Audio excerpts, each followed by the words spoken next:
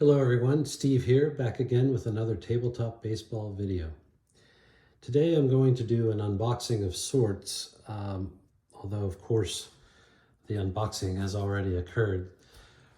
So this is more of a reveal, but what I have in front of me is a set of 1973 season cards from the Midwest Research baseball game, which was the predecessor to the original Statis Pro baseball game, invented by Jim Barnes. And so this is a packet of every team except for the Reds. I was given these by a good friend in the hobby through his generosity.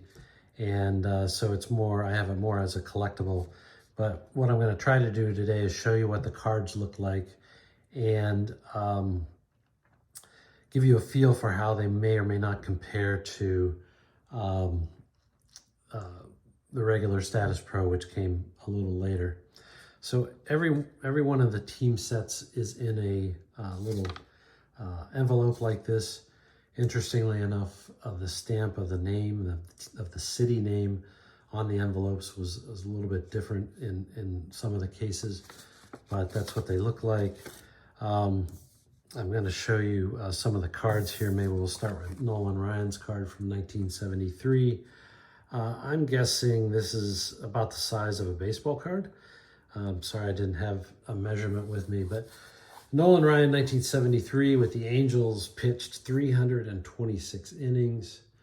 He struck out 383 batters. Both of those are amazing statistics, but he also walked 155 batters. The layout of the card is very similar to what the layout of the card was later for the regular Statis Pro. If control of the at-bat ended up on the pitcher card, he could give up singles. That was the only kind of hits he could have.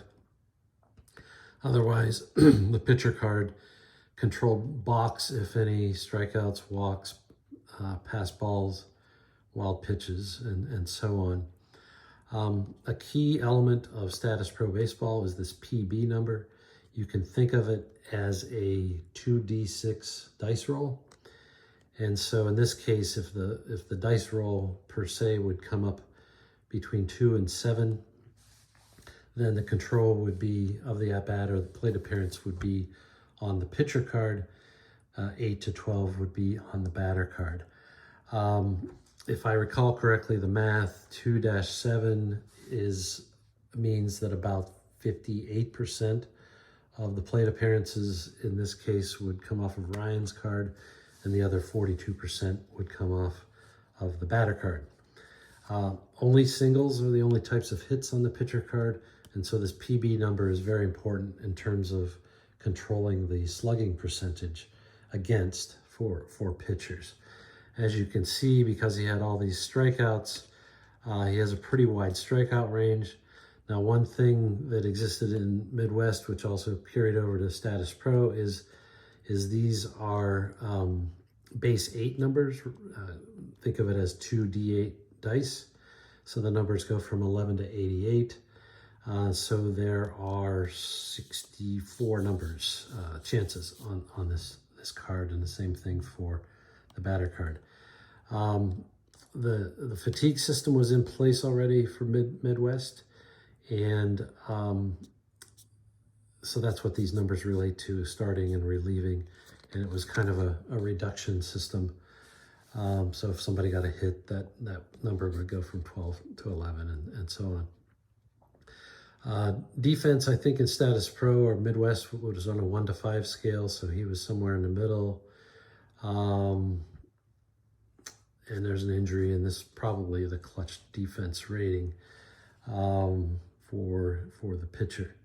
Now, since this is the first year of the DH, Ryan wouldn't have been hitting, and so there is no pitcher hitting information for Nolan Ryan.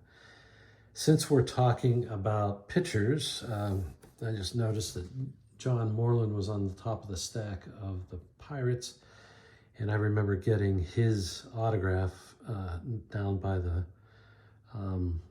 edge of the stands, probably about 1973, and it's on a program I have somewhere, along with another pitcher, Larry Demery. But I wanted to show you Steve Blass's card. And by the way, this is the third time I'm recording this video because the first two times I forgot some important information. But Blass had a bad year in 1973. In 1971, he was one of the pitching stars of the 71 World Series. He pitched Game 7 and won. He had a great season in 1972. I think the 72 Pirates maybe were better than the 71 Pirates. And then all of a sudden, in 1973, he could not find the plate. So he was walking a lot of guys, hitting some guys. And he labored through the 1973 season, and the Pirates were as confused as him, I think, as to what was going on. So they let him actually start 18 games, but he was 3-9 and had a 9.81 ERA and 80 walks in 89 innings. So that's just absolutely terrible.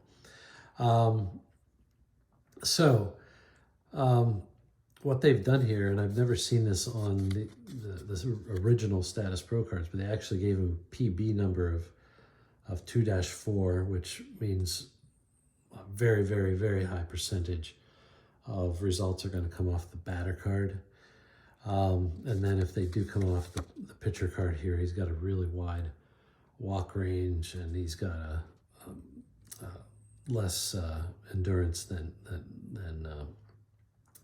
Nolan Ryan did, which is to be expected. What I don't know about what they did for Blass's card is in Statis Pro, or at least Midwest Research, the hit batsmen are on the batter's card. So whether they took his hit batsman and added it to his walks to get his walk range or what, or they just ignored it, I don't know. But I thought it would be interesting to look at Steve Blass's card since this is 1973. The other reason why I wanted to pull up a National League pitcher card is each pitcher in the National League had his own hitting card.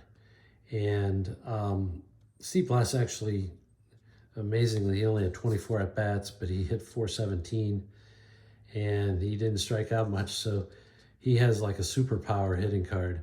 Most pitcher hitting cards would not look this good. And let me see if I can find another one. Here's Luke Walker, who was a notoriously bad hitter.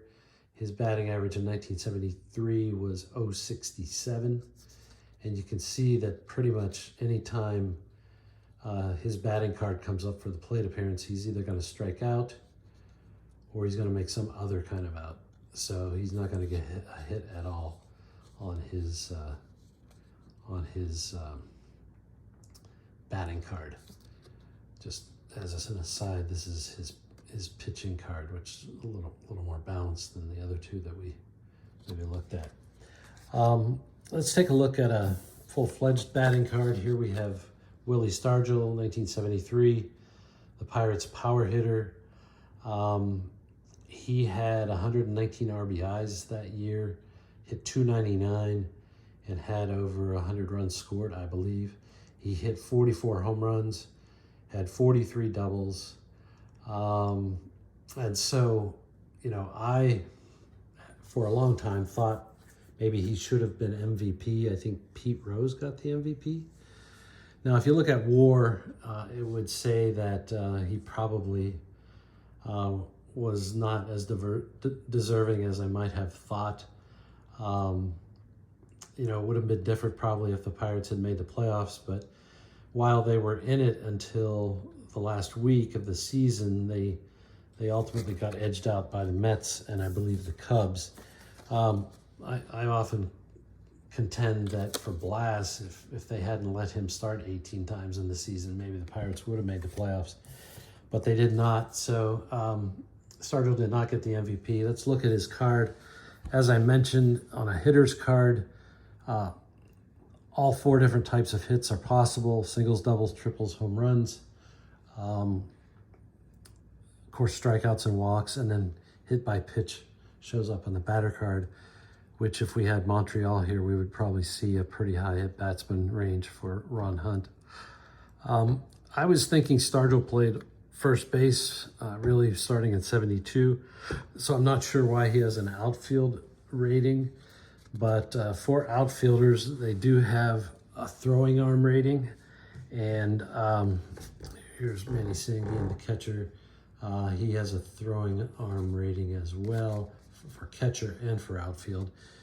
And just as an aside, Manny Sanguine outfield is shown here because at the beginning of the 73 season, he had the unfortunate task of playing right field in place of Roberto Clemente, his best friend, who had just passed away the previous December 31st on a humanitarian mission. So that would have been really hard for Manny to be the first person to assume right field.